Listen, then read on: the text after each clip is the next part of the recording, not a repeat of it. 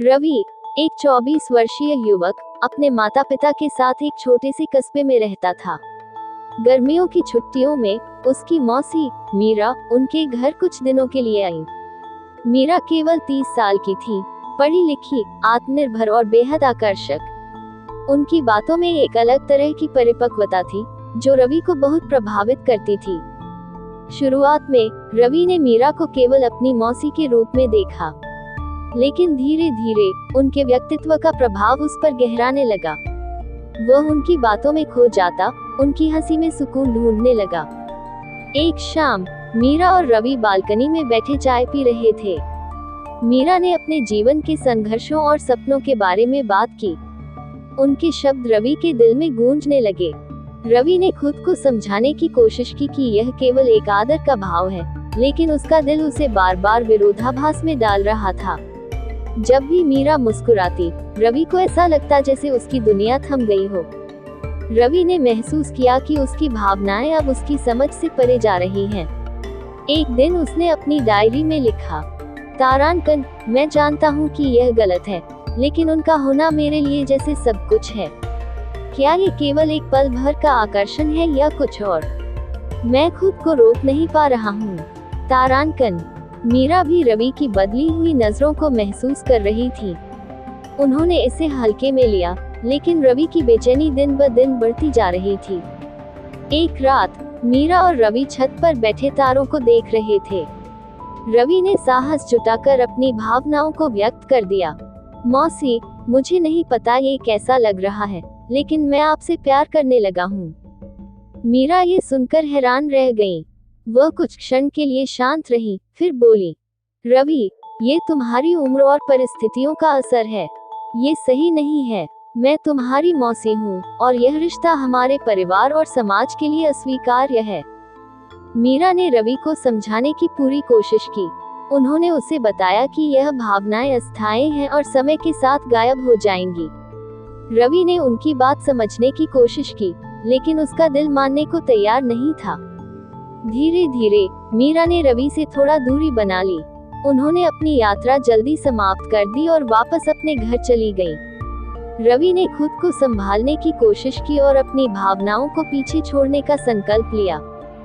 समय ने रवि को सीख दी कि प्रेम केवल पाने का नाम नहीं है, बल्कि समझ और सम्मान का नाम भी है। उसने अपनी भावनाओं को काबू में करना सीखा और अपने जीवन को एक नई दिशा दी। मीरा के जाने के बाद उन्होंने रवि को एक पत्र लिखा। तारांकन, रवि, तुम्हारा स्नेह मेरे लिए अनमोल है, लेकिन ये प्रेम का रूप नहीं ले सकता।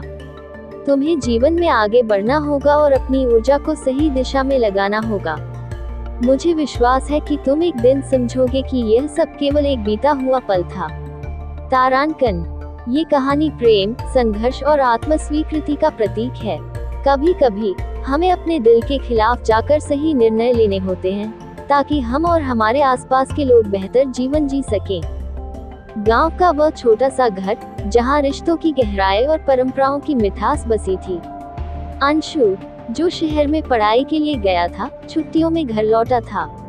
घर में चहल पहल का माहौल था, क्योंकि मौसी यानी सीमा मौसी भी कुछ दिनों के लिए आई हुई थी। सीमा मौसी अंशु की माँ की छोटी बहन थी। उनका व्यक्तित्व बेहद सरल और आकर्षक था। उनके हंसमुख स्वभाव ने सभी को अपनी ओर खींच रखा था। अंशु और मौसी के बीच रिश्ता हमेशा से दोस्ताना था। वह उसे बचपन से कहानियां सुनाया करती थी और उसकी शरारतों पर हंसा करती थी। लेकिन इस बार अंशु ने महसूस किया कि वह उनकी उपस्थिति में अजीब सा महसूस करने लगा है। उसकी नजरें बार बार मौसी पर जाकर टिक जाती। अंशु ने खुद से पूछा, यह क्या हो रहा है? उसे समझ नहीं आ रहा था कि उसकी भावनाएं क्यों बदल रही हैं।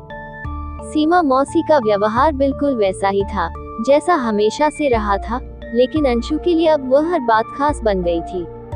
उनकी मुस्कान, उनके पहनावे का सलीका, यहाँ तक कि उनकी आवाज भी दिल को छूने लगी थी। एक दिन सब लोग खेत पर गए थे और घर में सिर्फ अंशु और मौसी रह गए। खाना बनाते वक्त अंशु ने मौसी की मदद करने का बहाना किया। खाना बनाते बनाते दोनों के बीच हंसी मजाक का माहौल बना। मौसी ने कहा, अरे, तुम्हारे हाथ से ये सब नहीं होगा, पढ़ाई करो, वही तुम्हारे लिए सही है। अंशु ने मुस्कुराते हुए कहा, अगर आप सिखा दें तो सब हो सकता है। मौसी ने इसे मजाक में लिया, लेकिन अंशु की आंखों में गहराई ने उनके दिल को थोड़ी देर के लिए थाम दिया। अब अंशु के लिए ये छुपाना मुश्किल हो गया था कि वह मौसी के प्रति कुछ अलग महसूस कर रहा है। हर बार उनसे बात करते हुए उसका दिल जोर से धड़कने लगता। सीमा मौसी को भी धीरे धीरे यह एहसास होने लगा कि अंशु उन्हें एक अलग नजरिए से देख रहा है। एक रात छत पर ठंडी हवा के बीच दोनों अकेले बैठे थे। मौसी ने चुप्पी तोड़ी, अंशु, तुम कुछ दिनों से बदले बदले लग रहे हो, क्या बात है? अंशु ने नजरों से बचते हुए कहा, कुछ नहीं, बस आपसे बात करके अच्छा लगता है। मौसी ने हल्की मुस्कान के साथ जवाब दिया, मुझे भी, तुम बहुत प्यारे हो, लेकिन कुछ बातें रिश्तों की सीमा से बाहर नहीं जा सकती। अंशु ने इस जवाब में उनकी आंखों में झांकते हुए कहा, लेकिन दिल को कौन समझाए मौसी। अगले दिन से मौसी ने अंशु से थोड़ा दूर रहना शुरू कर दिया। वह खुद को याद दिलाती रही कि उनका रिश्ता क्या है और समाज में इसकी क्या सीमाएं हैं। लेकिन अंशु की मासूमियत और ईमानदारी ने उनके दिल को झकझोर दिया था। दोनों इस उलझन में थे, रिश्ते की मर्यादा बनाए रखे या दिल की सुने।